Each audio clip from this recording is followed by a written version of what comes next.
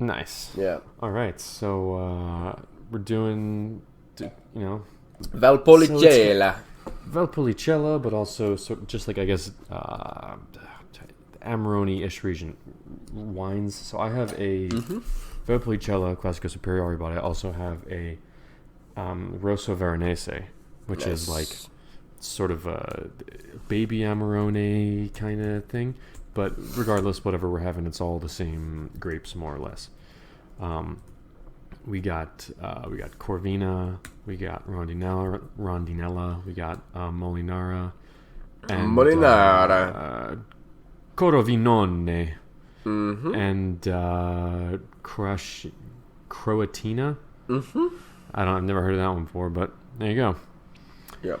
So yeah. So they're delicious and they're made all in similar ways. I guess the Amarone is made in the most like cost intensive sort of way, but all of them are made in the same sort of appassimento process of drying the grapes. Yeah, it's the most like intensive, but it was apparently originally, and this is me halfway remembering a discussion with an Italian winemaker that I had 3 years ago.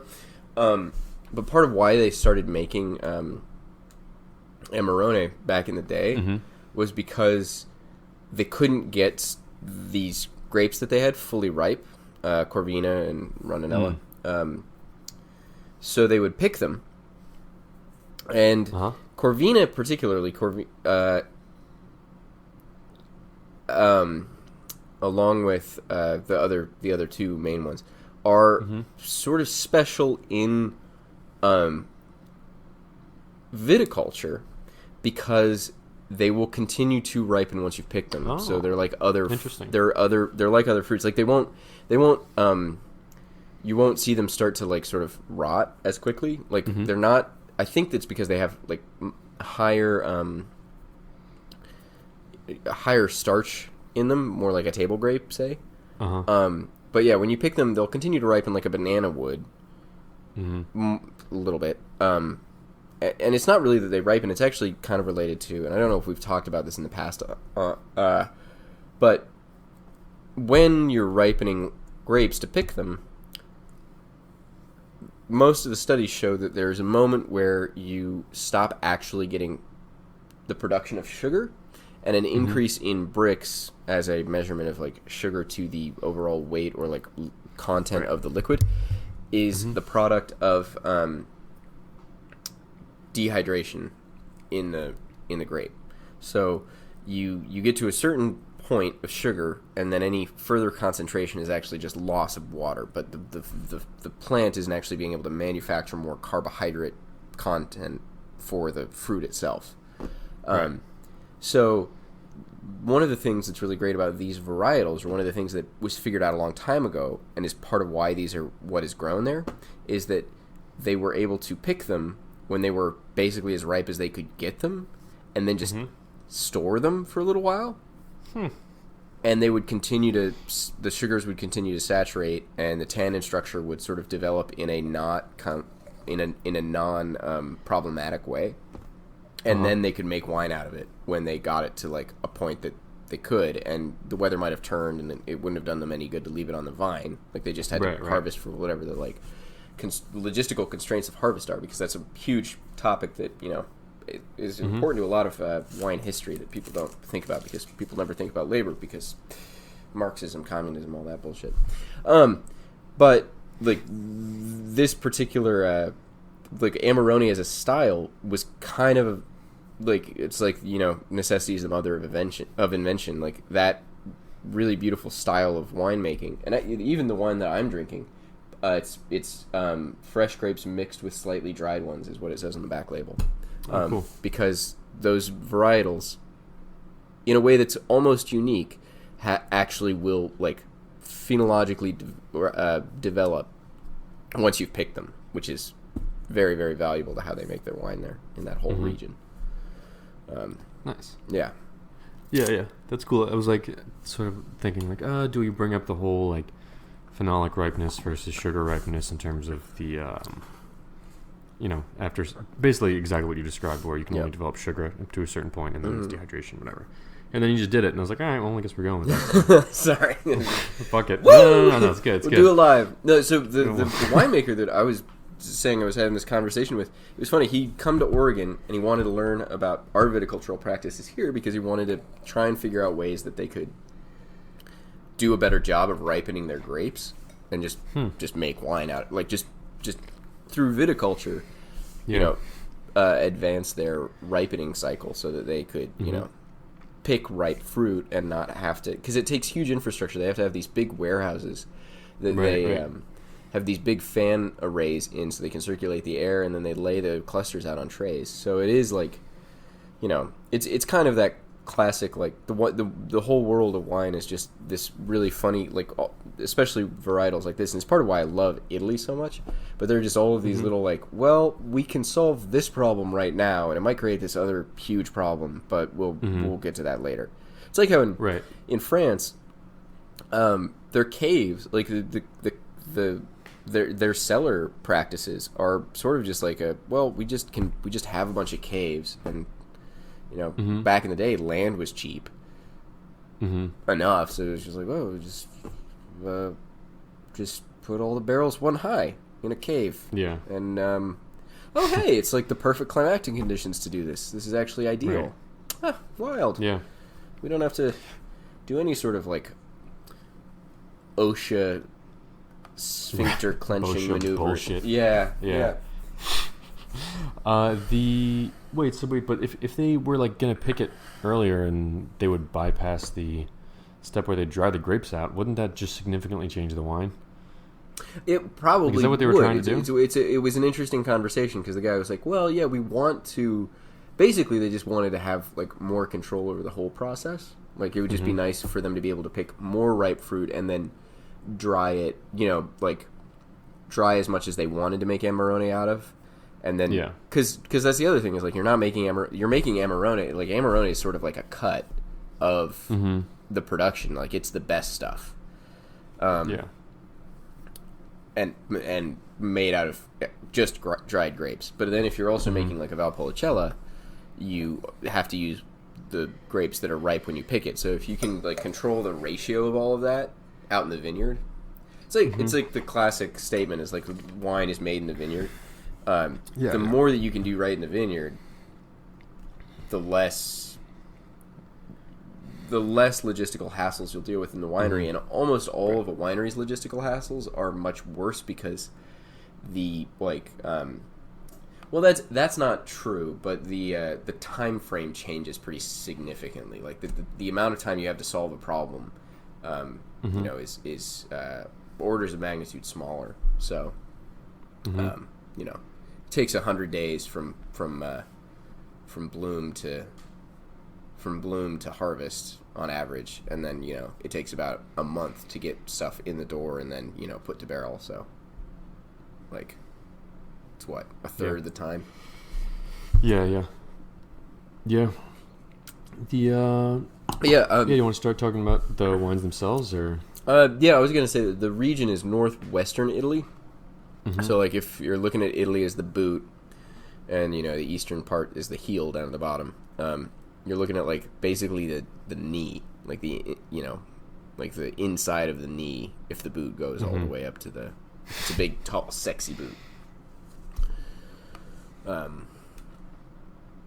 It's like if you're imagining it worn by an Italian dominatrix, which most of us are. As one does. Yeah, it's so the main city. So it's kind of fun because this is all the this is the region around Verona and Padua. So this is like classic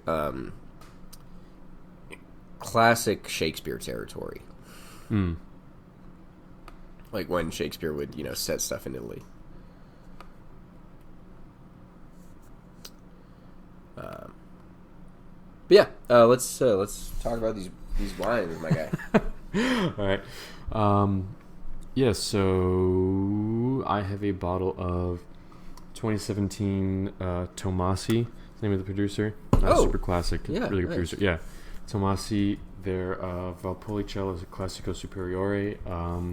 Raphael is the name of the like cuvee or the blend or the wine or whatever. Nice. And and then the other one I got is let's see where Gamba, Gamba, is the name of the producer. Oh, cool. And this is a Rosso Veronese, which is a separate like.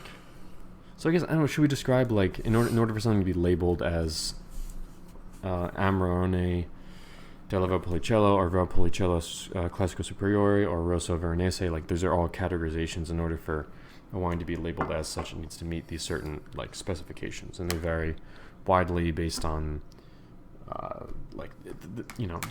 whatever the region is. So France, they're totally different than Italy, but also like between like two different regions of France, they can be widely different, and even two sub-regions within the same region. So it varies widely. So you can't really make any sort of like general statements about the specific wine without knowing more about the specific place, essentially. But conversely, if you know a lot about, let's say, Valpolicella Classico Superiore, you can look at that wine and say, oh, legally it has to match these sort of like characteristics and has to be made out of these grapes and made according to these certain specifications. So you can look at a wine and sort of anticipate what it's going to be like before you taste it or open it or try it or whatever. Yeah. So Rosso Veronese, like I didn't know what this wine was when I picked it up, but it was with all the other like Valpolicellas and Amarones and stuff, and I was like, oh, this is here. It's like $15. I'm gonna get it, So I got it, and then I looked it up, and it's a Gambi wine, even though they don't have Gamba wine. Sorry, even though they don't say it on the front. So it's made in a similar manner. Yeah. And with care. With care. So I'm drinking a Buglioni Valpolicella Superiore Classico. And they have a very fun, like, it's referred to, like, the name of the cuvee. So the thing about, like, Italian wine labeling is that, like, there will be, like, the brand will be the brand, so Buglioni, and then the specific wine they're making is, like, kind of its own thing. Like, that's, like, they won't, often there won't be, like, more than one of, like, whichever type it is, like, if they're doing, like, a Ripasso or an Amarone or whatever. Sometimes it will. And then they'll have, like, the sub-name, and in this case, this is called Le Imperfetto, which I like. It's the imperfect. Yeah. It's a fun name for it. But yeah, so I'm trying to look up. I don't necessarily know what the exact rules for Valpolicella Superiore Classico are, but there's like Classico. So this is a DOC. It's not a DOCG. Those are two things that the studious listener will find on the little collars that Italian wine labels have on their capsules. They'll say DOC, DOCG, and then there's a sub-categorization below DOC, and I forget what that one is. But DOC, those are all designations of relationship to Italian wine law. In France, like AOC, appellation is what you'll get, and in Italy, it's denominazione. So DOC is denominazione di origine controllata. And then DOCG has some. It's there's another word in there. Garantita. Garantita, yeah, because it's supposed to be a finer designation. Like there are more rules about what you're drinking. There are more rules governing what you're drinking. So to label that, they had to prove more for it to be a DOCG as opposed to a DOC. But the inverse of that whole thing is that several great winemakers in both France and Italy will make wines outside of DOC or DOCG classifications into those subclassifications because they want to break certain rules because that's the wine they want to make. Right. So right. Yeah, and that's what a lot of we can talk about that more when we get to Tuscany. We talk about Super Tuscans and how like those wines are just labeled as like table wine, even though they will go for like $200 a bottle easily. Yeah. But they don't have a DOC or DOCG categorization. But what did you want to know about Valpolicella? Because I looked it up on the the Guild Somm like compendium. Yeah, Is what they call it. Isn't just an app. And so like the minimum. So there's like, all right. So anything labeled Valpolicella DOC has a minimum alcohol of 11%. For Superiore, it's 12. Minimum total acidity is 5 grams per liter for everything. Aging requirements. So the Superiore has to be aged for a minimum of 1 year from January 1st of the year following the harvest. So you make the wine in whatever, like October, November, wait till January. A year after that is when you can release it, I guess. And then there's the minimum planting density, maximum yields, all that kind of stuff. Yeah. And so, right, if you get 13 tons per hectare instead of 12 tons per hectare, you can't write that on your label. Yeah. If you do, you get in really fucking big trouble.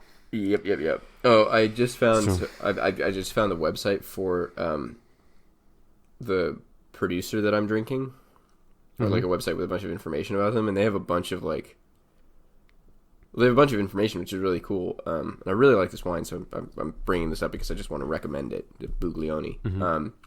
But they have a Recioto del Valpolicella that they call Il Narcisista, which I just think is a very fun name for a wine. Yeah, It's the narcissist. Yeah. Sorry, I just wanted to throw that little aside in there. I was also they also have a bunch of information about that stuff, the Valpolicella rules, as part of this because it's because they're Valpolicella producers, so they want to talk about that. Dude, this is pretty cool that the Mac. Oh no, that's Min. I thought it was Maximum. Never mind. It said planting density. I thought it said maximum planting density, and it was 3,300 vines per hectare. I was like, that's really far apart. That's the minimum. That's the minimum. Yeah, so that makes sense. Yeah. So something that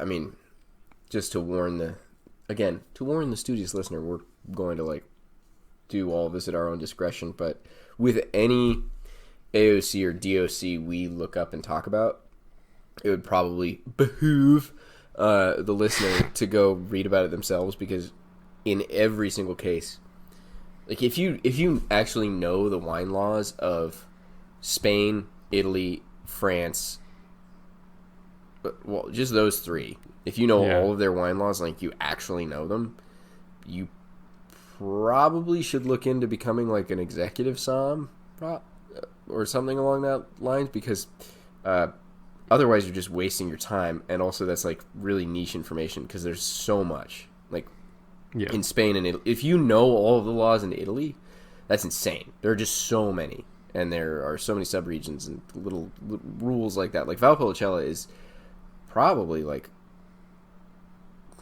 mid-sized or decently well known. You can find Valpolicella at any reasonable wine shop. But that was something I was going to mention. I couldn't find a bottle of Sagrantino. that's going to be cool. I'm excited about that. Yeah, but I'm gonna try to look around somewhere else. But I know of it, and I was kind of bummed that they didn't have one. But then I was like, well, yeah, I mean they've got the ones that make sense. But the rules surrounding the rules surrounding different regions of Nebbiolo and different regions of all of these things is Italy makes more wine than anyone else in the world. It's the biggest wine producer in the world, and they have sort of, to go along with that, the most kind of bizarre and not bizarre, but just big collection of different regions doing different things that all are technically, fall under that whole DOC set of rules. So I forget the number of native grapes that Italy has is it's thousands or something. I think it's like that. Above 3,000. It's insane. I think there are more than 3,000 varietals of wine grape, of vinifera something wine grape that are recognized. 2 or 3,000 or something like that. Yeah, it's wild. Yeah. But so do you want to just describe? I mean, we should do a better job of this in the future in terms of organizing whatever when we record what when, but just sort of, since people, unless they were super proactive and went out and got a bottle, because the flavors associated with these wines, because of that drying process, you do tend to get more of like sort of dried fruit or like baked fruit aromas, just from like the extra ripening and the drying sort of. So like you don't get prunes necessarily and raisins. You get like the tannins that you get out of prunes and raisins, because there's a very specific like tannin character to a raisin. That's pretty woven into the sugars at that point. So it's one of the things that Valpolicella is fantastic and it's affordable, but to really experience like the kind of magical thing that happens to the interrelationship between tannins and complex sugar compounds. And I don't even know if they're sugar compounds, but they're Amarone is amazing because it has this sweetness, and it's the sweetness that's pretty much contained within the tannin structure of the wine. Or I at least have always experienced it as so interrelated to that like I assume there's some relationship between those molecules. But Valpolicella it's very drinkable red wine. It's sort of like, it's not even as heavy in theory as like a big cab. Or certainly you mean in terms of like how full body it is or whatever? Yeah, just in terms of like palate weight overall. But it has this it has this incredibly like the tannin structure of Valpolicella is like the woodwork on an antique armoire or something, It's like incredibly intricate and obviously all done by hand, and you can see the wood grain, and it has this texture that's like a mix of the original varnish and then just like the years and years of like hands running over like the parts that are near like where the handles and stuff. Like Valpolicella's tannin structure feels like that, where it's just this incredibly intricate and deeply matured thing that that has a lot to do with that drying process, for sure. It's a cool cool tangent that I was thinking about, because in that post I wrote today about structure, I talk about whatever tannins, acid, sugar. I haven't posted yet, but I'm gonna do it tomorrow morning. But tannins, acid, we're sugar, super alcohol. organized. and then like I said, like a body was sort of like a fifth one, but that's more of like a description of like sort of the other things. Like it's sort of its own thing, and sort of it's a not, description of the relationship between those things, kind of taken as a whole. Yeah, sort of, but but then I was like, I mean, you can have. I was like, it's not necessarily the sum of the parts, because you can take like Barolo. It's like a relatively light-bodied wine with very high acid and very high tannins, and it can have like medium to like medium plus alcohol, and it's pretty light. Yeah. Whereas you could have like a really rich Zinfandel, or like a rich like Merlot or something from Bordeaux, where it's like, whatever 12% alcohol, and kind of like low acid, kind of low tannins, and it's really full bodied. So you're like, all right, well, it's kind of separate, but not really. It has a lot to do with other things. So it's like sort of viscosity, it's sort of texture. It's just a whole different fucking thing. I think the one that I would claim is like, and this isn't really right, but the two indicators that I think will like clue you in that you're going to drink a pretty hefty wine are alcohol and color saturation. Like if you can't see through the wine at all, and like you don't really see a whole lot of like, if the color you see is like purple or very, very deep red, like garnet, and you can't see through it, then it's going to be hefty. Whereas like Pinot, there are plenty of Pinots out there that you can like see through. Maybe you couldn't read like newsprint through it, but you can see sort of through it, Yeah. And then you drink it and you're like, whoa, this has got like a lot of heft to it right now. But that's in the world of Pinot, where it's like Pinot can be so light that you're like, what am I drinking? Fucking. Right. What am I drinking? So. Yeah. Which is. No, it can be cool. And one of the things that's super diverse. Yeah, one of the things that's great about Italy, like Pinot, it's part of why people love Pinot Noir so goddamn much. And acidity plays a huge role in all of that, but I think it can be I think acidity as a thing you perceive in wine is one that you have to sort of get used to describing. It's like that is like one of those. It's like how you can describe rhythm to people relatively quickly with music, but then describing like subtler chord variations is harder to like say that to somebody, and then they'll be able to identify it themselves. Right. And that's kind of where I think acidity lives in the realm of wine.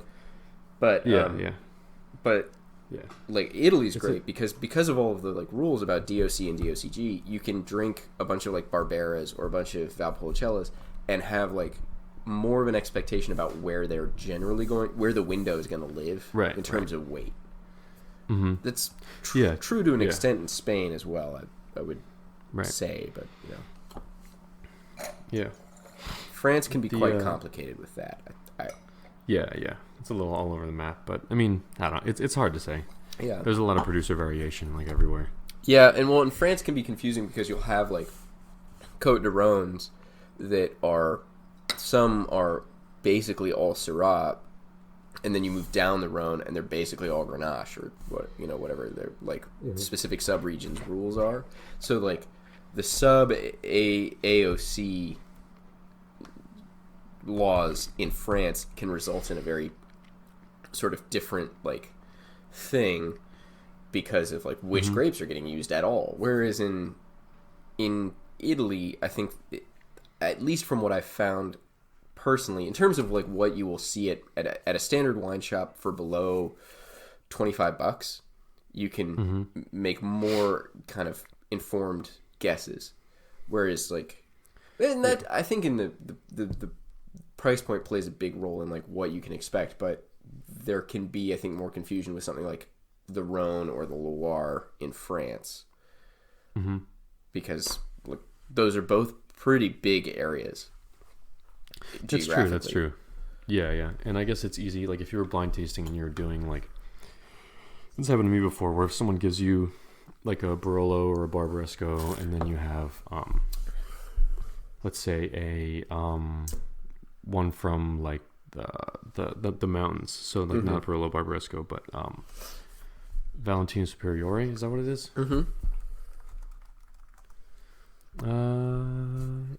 No, Valtellina Superiore. Let me double check, make sure that's what it is. It's where they grow Barolo. I mean, they grow Nebbiolo in the mountains. Yeah. So it's like a more alpine thing. You can tell the difference, and it's pretty distinct. Not that you can't tell the difference between like Pinot grown in Sancerre and Pinot grown in Burgundy and Champagne and stuff. Yeah. But I mean, like Nebbiolo is really like not grown outside of Piedmont, and like Nerello Mascalese is not really grown outside of Sicily. And Sangiovese is like grown in Tuscany, it's grown other places, but like not really. Like it's pretty much, it's pretty well isolated. Whereas Chardonnay is planted like all over France. Oh yeah, and there's a bunch of Chardonnay in Italy. Like in Italy too, yeah. But so yeah, in terms of like really being able to nail down a region. Like if I'm doing a blind tasting and I'm like, okay, I think this is Sangiovese, I'm not like, oh, where in Italy could this be? It's like, oh, like where in Tuscany is it? Yeah, Italy's geography is so particular because it's all a peninsula. Yeah. Except for the very northernmost parts, and then so the easiest parts of Italy to confuse are all the stuff that's on the northern borders, where you get stuff like way out east, you get what's that varietal? I really like it, but I forget what it's called now. Friulano. Oh yeah, it's delicious. Really cool wine, and more like definitive because it's off on the eastern side. So you're looking at like it's right next to Slovenia, and you're like, unless you're friends with a really interesting distributor, or importer, you're probably not drinking a whole bunch of Slovenian wine, but you might be able to find Friuli, or Friulano. But then if you're on the western north side of Italy, you're up in areas where they're growing stuff that can be, they're growing Pinot Noir, and they're growing stuff that you might confuse with their neighbors. Whereas once you're down on the boot of Italy, the geography is all so particular that they're growing things like Nebbiolo is the best example, I think, because that's one of those varietals that everyone wants to be able to grow. Like every wine region in the world would love to be able to be the place where you can also grow Nebbiolo. And as far as I know, it hasn't quite happened yet. Like, maybe Virginia will prove me wrong, but we'll see, Mike. Yeah, but it's one of the things that makes drinking Italian wine so much fun because it is like it's not like there's general Italian pride, but there's just from the wines themselves, you get the sense of like how proud the people in different little parts of Italy are of what they do. Yeah. It's a cool thing. Yeah. On the I think how would do you want to just get like a basic like flavor profile on these just to so we can get a general like Yeah. Do you want to do yours? Sure. I'm getting like it's got a lot of like black currant, sort of cassis notes, like dark, sort of less sweet fruits. So like I don't know, like the flavor of blackberry without the sweetness. So black raspberry, sort of like black raspberry type, dark black fruit kind of fruit tones that are definitely there. But the defining characteristic, I would say, of like the palate experience is the tannin structure, which is just a sort of broad, medium grit experience right down the center of the tongue. Not super drying like to the cheeks or anything, but like, but enough acidity to hold all of those tannins together and keep them articulate. But it's certainly not like the finest grit tannins. I tend to think of tannins as like sandpaper. Like this is like a medium grit. Like this is not your last pass kind of thing. Yeah. Which is one of the cool things about Amarone because the tannins in Amarone are super fine. But so like medium grit tannins that really like that are all of those like catch points, you know, on the grit, all the places that you feel are where the flavor is living. So like those black raspberries, currants. There's another one that I'm trying to articulate, and it's escaping me. It's almost like an anise thing. Okay, yeah. But yeah, a very centralized flavor experience. But then there's sort of a really nice sort of wash to the whole. Like it's not like another hypertonic wine that would like dry your whole mouth out. Like it's mouth watering, except down the very core of the tongue. Right. Just a very like very very wonderful like, you know, medium plus body red wine kind of profile. Yeah. I'd say so on the Tomasi, I guess I'll start with the Valpolicella, similar to what you're drinking. This is cool. This yesterday, so I opened it yesterday and had a little bit yesterday and today, and I'm glad I did. So it's the fruit showing a little bit more now. So yeah, it has it's interesting. It has more of like a fleshy, ripe, like dark red fruit. So I'm thinking is like a kind of like a Bing cherry or like like a nice ripe plum. Not necessarily like plummy flavors, but that like juicy like texture. Like a red flesh plum or an Italian plum. Yeah, red flesh plum. But it's weird like how it smells when you bite into it. Oh yeah, that's it. So like the flesh. So that's one that I would actually like to apply to mine is like the skin of a plum. Yeah. It's like when you bite into it, and the aromas from the like meat of it rise up and mix with the taste of the like the little bit sour taste of the flesh. Yeah. I love that. That's so. Oh, it's delicious. Yeah. So so it has that. It's a whole bunch of like coffee and like the prune dried fruit sort of thing. Like bittersweet chocolate, like that. That flavor. Yeah. It does have this like vague sort of like perfumed floral, like purple flower kind of thing, which I know is kind of like a bullshit sort of. It's like saying white flower when you're talking about like white wine or something. But these things. Yeah, it's like any cliche. They exist because they are true. Right. It's just nice when you encounter the truth of them, because then you can be like, all right. Exactly. Yeah, you're like, all right, I'll give that one a pass. Yeah. But this is cool. Yesterday it had a lot more. So it has, that like, if you have like reduction on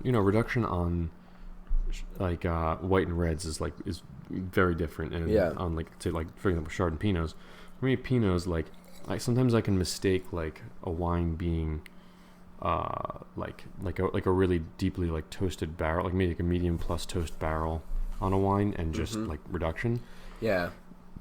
And so I think this, when I opened it yesterday, I was like, oh, this smells like a lot of like toasty oak. And then I thought about it, and I was like, there's no way they used like new like French toasted barrels on this like that, and they sold it for like $15. Like that's insane. So I looked it up, and I was like, oh no, they use like all like 65 hectoliter like Slavonian oak barrels. Like, okay, so that's not the case. So it must be, like that's ridiculous. So who knows how old the barrels are and stuff, but so I'm like, all right, there has to be some sort of property of the wine. So then I was like, all right, well, if it's reduction, then tomorrow it won't be as intense, and that was the case. I'm like, all right, so now I know it has some reduction to it. Yeah. And that's cool. And then on the palate, same thing you were saying with like sort of the medium grit sandpaper tannins all along the tongue. And for me, like on the roof of my mouth too, which I don't always get, but really like concise. And like whenever I describe something, like people like my sister or any of my friends listening to this who don't know, like, what does it mean that the wine tastes concise? But it's very I don't know, like it's like describing what a color's like without using other colors as references. No, but it's a good word. Like it's a it is and it's the great thing about like it's like the acid comment. It's one of those things that I think it's okay to like put it out there, and it's something that I have this theory. This is maybe going to turn into a tangent, so cut me off if it feels like it is. But okay. I have this theory with like learning curves, where there's stuff that you do at the beginning that is very, very basic, and it's like it feels so boring, but you have to do it to progress. Right. Just exercise. Yeah, exercise stuff. And the whole time you're doing that stuff, you're thinking about this like more intricate work that you're interested in, and you want to get to how they do that. And then in the process of getting to that, like you finally get to those first couple flourishes, and you feel like you've gotten to where you can use them. These like techniques or clever little tricks that like in poetry, it would be like using not just like rhyming schemes, but also like assonance and consonants to create like stresses in words, like different like alliterative properties to use every part of a word to rhyme with stuff.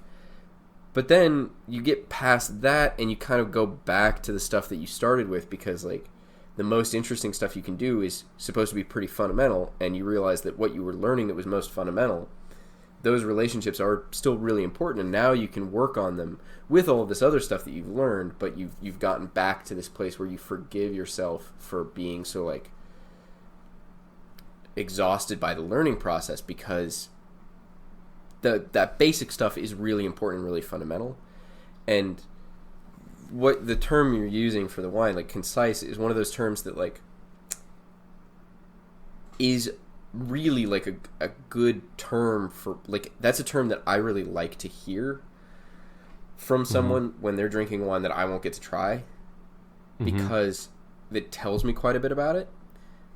But it's in that middle space where you're learning like really complicated stuff that you're excited about when you start out, but it's not like it doesn't actually describe the like it's like you use it, but then like to describe what you're to use to describe it itself, you have to move into that third space of like going back to the fundamentals and doing a lot more work back in the like on the stepping. It's not like It's a very roundabout, kind of like overly philosophical way of talking about it. But like, I take your meaning. I think it's a really good point. I just don't want us to worry too much about like explaining ourselves right now. Yeah, because right. That's something that I also don't like. It's the main thing that I like. I don't know about you. I spent $21 on this bottle of wine, and it's a bottle of wine that I would tell anyone, like, go drink it. If there's something about it you don't understand, look up Valpolicella and learn some stuff about it. Like, listen to this. Oh, totally. Listen to this episode of this podcast, because I think anyone can enjoy this, and you're only $20 in the hole for it. Yeah. And that's the whole thing that like we keep talking about. Like, it's about like your level of investment in wine. It's like, I don't think people have to invest a whole lot to really enjoy wine and have an interesting time with it. Yeah. And yeah, totally. Yeah. Yeah, these wines that I both got were like $15 each also. And yeah. It's yeah, so what sort of what you were describing, trying to remember what it was, I think with it's the similar thing tying into what I was talking about in the post about tannins, where I do describe, like, I'm like, all right, so tannins, right? Mm-hmm. People say, oh, they're velvety, or they're juicy, or they're crunchy, or they're suave, or like, what, like fine grit, or like what does any of this fucking mean? Like velvety most of those don't. Yeah, I was like, well, most of those don't mean anything to me. Yeah, but some do, and just because they don't make sense to me doesn't mean they don't to somebody else. Crunchy is probably the best of any of those to actually describe. Crunchy's great. Yeah. I love crunchy tannins. But then you're like, at one point I was like, what the fuck does that mean? And then I had enough wines, and I tried to think about them in that sort of like synesthetic way or whatever, and talked to enough people. And you're like, oh, okay, so like crunchy isn't like, what does that mean? Like, how is a liquid crunchy? You're like, no, like. And I still it doesn't make sense to try to explain it. It's like, well, it's like describing something as dry. It's the best one. Yeah. It's a liquid. Yeah. The defining characteristic of the thing you're talking about is wetness. Exactly. Like, right. when the fuck would you use the word dry? Yeah. So one thing I sort of had a sort of like a, not like an aha moment, but I was like, oh wow, I didn't realize that that was well put of me to help me understand tannins. I was like, all right, yeah, so sort of the like how coarse the tannins are is similar to like a grade of sandpaper, but like to further complicate matters, that doesn't refer to the intensity. So I think about the intensity to think about how hard somebody would be pushing down on the sandpaper while you're sanding something. Yeah. So you can like, or you just like how good of a sand sander you're lightly. using. Like if you're using a belt sander versus a radial sander. Right, or even like, I guess more like elementary than that or primitive than that is just like if you're holding a piece of like 4D sandpaper and you're just lightly going on it, you're like, you could do that. Yeah, I don't know why you would, but you could do that versus like going real hard with the 300. Well, but exactly what you say, like you don't know why you do that, but that's like totally the thing with like Amarone versus Valpolicella. It's like it's all about the grape you have to work with. So like. And that gets into extraction with winemaking practices. When some people who make Cabernet Sauvignon want tannin expression from that, and you have to make wine pretty like if you don't, you have to make big different winemaking decisions. Yeah. When you get the fruit, and that you only get to make that decision one time, and if it doesn't go the way that you want, then all you have to work with are finishing tannins. They come in a bag, and that's a whole different crapshoot. Like you can put a wine together in a lab, but tannins are probably the best case to be made for why minimal intervention is best. Mm-hmm. Yeah. But totally what you're saying. That's such a good description of like how hard you're pressing with the sandpaper in terms of the amplitude of the sand, or in terms of the amplitude of tannins, because that is a very real character trait. Because I was trying to think, I was like, all right, do I say it's like a TV with static, and the static is coarser and finer, and the intensity is like how loud the TV is? I was like, why don't I just stick with the sandpaper like thing? Gain on an amp would be probably good. Yeah. Like feedback. Yeah. But it's like, pick whatever the way is that you understand it best or something like that. Yeah. So, but we're home improvement type guys. We're thinking we're on the wood shop. We are on the wood shop. We're thinking about rubbing down Some nice slabs. Slabs of what? It's up to you, my guy. Yeah. Roll the dice today. Snake eyes. Oh, yeah. It's like, oh god, all right. And then I have to put on like the muck boots. Yep. And like go out to the shed. Anyway, so but Put my apron back on. yeah, so the Rosso Veronese now. Yeah. It's like it's let me look up the wine. The red fruit tones are coming out more as this wine opens up. I think the longer it's open, the more I'm getting like black cherry, tones moving into like those, like red raspberries and black raspberries, and then like somewhere in between, like Marion berries. Maybe not blackberries specifically, but like Logan Marion berries. Yeah. Oh man. Oh, this one is really good. Oh, by the way, this one's crazy. The producer I was telling you about, the Italian winemaker guy that I was having that conversation with, well,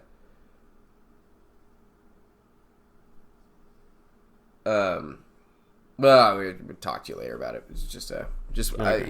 I want you to keep an eye out for those wines because I actually really want to try them, and I've never seen them. Wait, for which ones? Oh, these ones you're talking about? Yeah.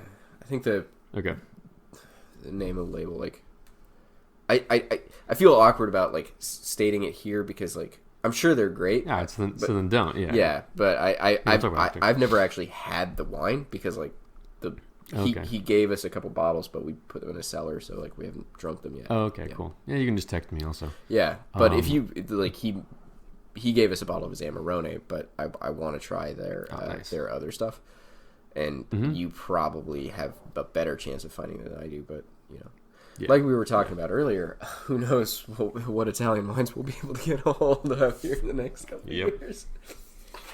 Yeah. Oh man. Yeah. So this one, I was wondering, it's like, this doesn't smell as this smells more like straightforward in terms of that the Rosso Veronese smells more like kind of like straightforward in terms of like this is the fruit, this is doesn't smell as like. Did you get liqueur what is it called? Which one? La Quattro? No. The producer's Gamba, Gamba, and then Rosso, Rosso, Veronese, Veronese. Yeah. Which one did you get?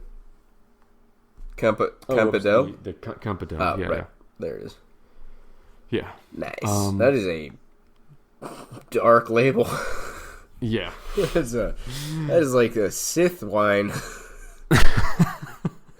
It is, man. Yeah. So it's but yeah, so it's the fruit's really pure. I mean, you still smell some like dried fruit, but it just seems more concentrated and less like open, and it smells honestly less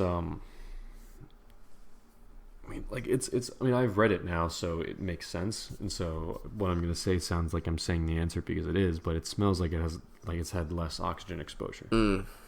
And so in that way, it smells more like it just smells really like tightly held together and not as like I want to say like more pure in terms of it smells more like just the fruit. Yeah, like just the fermented fruit. And that's it. There's no, like, it's not like it's not complex enough. It's that it's just fresher, I guess.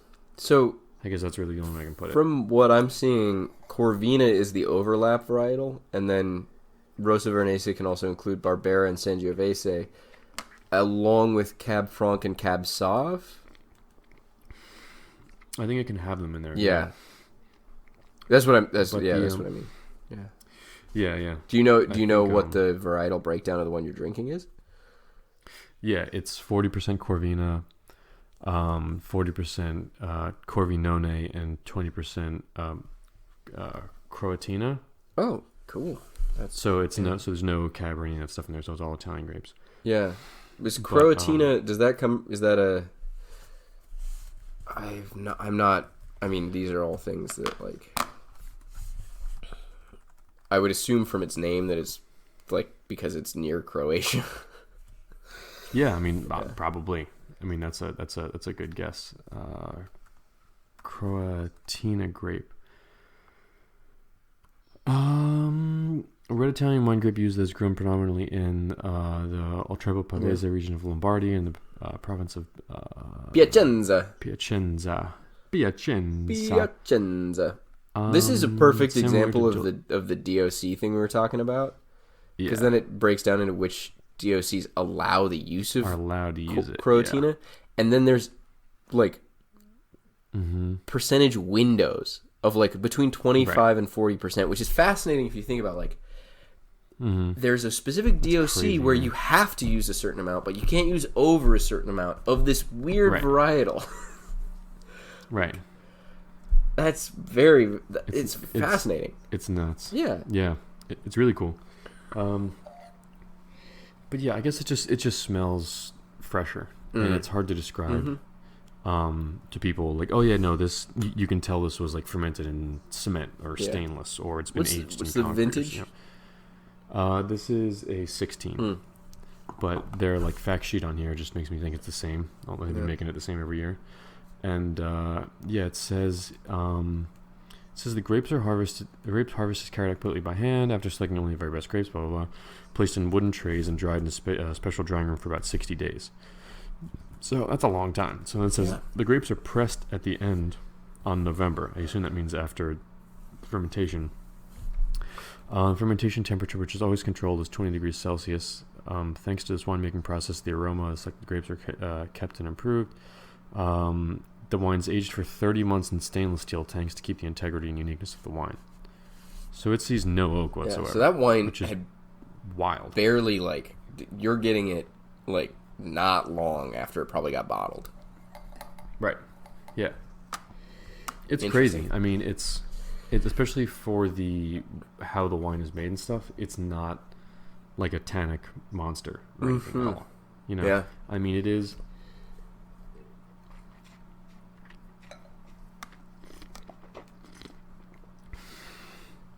It is tannic, but the tannins are all really fine. And that's a very good, like, sort and of. They're all like. Oh, sorry.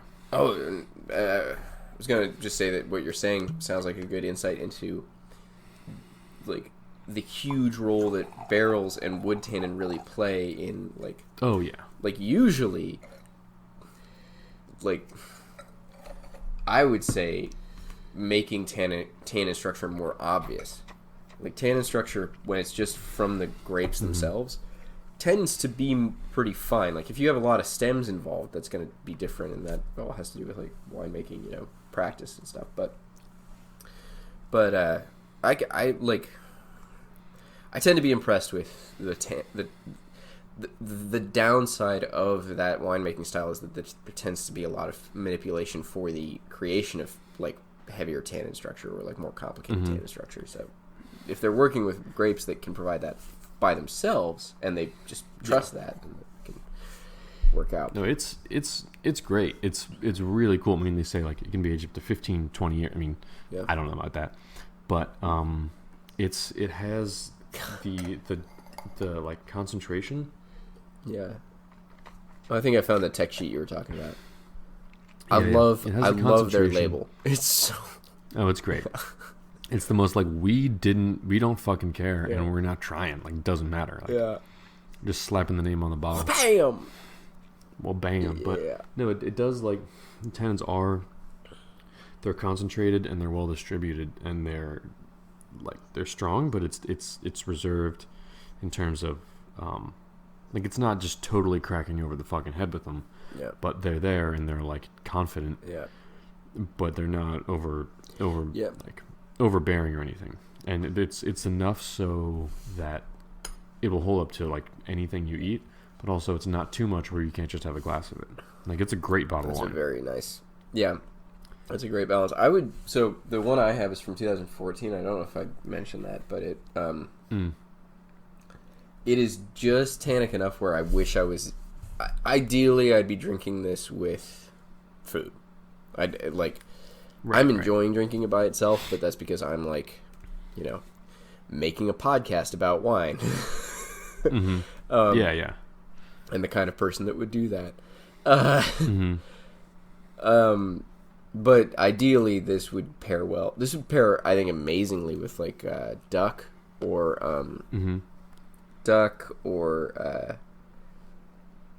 or beef. Like I think something heavier or something with a lot of like spice to it. Yeah. Like I think even chicken. Like I would be irritated with like. Oh, bless you. Thanks, man. I would be irritated to eat like a chicken breast with this. Not actively, but like knowing this wine. Yeah, I would want to have it with like a porchetta maybe, but like not just like a pork loin. Yeah, Amarone is great where it can. Amarone. If we could all just drink Amarone forever, all the time, no matter it's what. So fucking good. Yeah. It's so good. It's one of the best. It's one of the most amazing things in the wine world. Like it's just one of those things out there that you don't have to spend more than $70 on. Yeah. To get something good, but then you can spend like whatever amount of money you want to. Like, but no matter what you do, it's gonna be. It's one of those few wines where like I'm like, yeah, you spent $90 on that bottle, it's gonna be amazing. Like, I like it's gonna be better than the $35 bottle, but they're both like that. That's a moot point. It's all gonna be just great.